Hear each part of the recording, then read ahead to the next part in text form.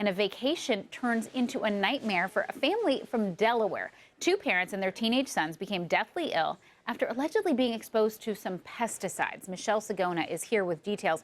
What a nightmare for a family vacation. They go to the U.S. Virgin Islands from Delaware. A luxury resort. Unbelievable. So what exactly happened? Break it down. So the Justice Department is looking into this case to try to figure out if the chemical methyl bromide was in fact being used inside this resort or outside or dangerously close. And they just aren't sure at this point because it's very early in this investigation. But what I can tell you is that the mom in this case, she has been released, but the father, he's not doing very well. He is conscious, but he cannot leave, or he cannot move around. And they have two teenagers, 14 and 16 years old. And they're in the hospital right now, and they are unconscious, and they're in a coma reportedly.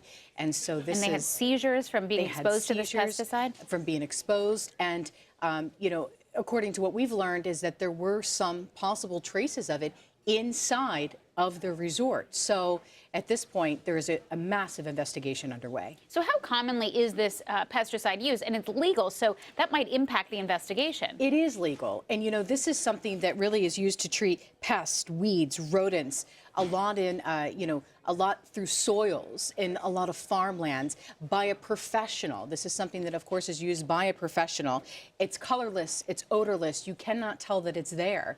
And so, you know, throughout a lot of places in the United States, of course, it's used. And then it's just trying to figure out the U.S. Virgin Islands, where it's used there, and if the contractor is responsible, or if the resort's responsible, or if the resort knew maybe when they signed the contract that something was in it, or if this particular contractor, even, you know, it was even the person or people that did this at all. So it's really going to take a little bit of time to get to the bottom of this, to be able to figure out where the responsibility lies. And it's widely used, just not in residential areas. That's correct. Okay, so that's how they got sick. That's right. Not in residential areas at all, especially not at a luxury resort or inside. And so if there were traces of this inside of that room, and again, it's a lot like, you know, kind of reminds me a little bit of carbon monoxide that's, you know, odorless and colorless, and, you know, and you don't know that it's there. And we're not sure exactly what alerted them that they were sick, what some of the signs were, but they were flown back and are in Philadelphia right now. Okay, really disturbing story. Michelle Sigona, thank you. Have a good day.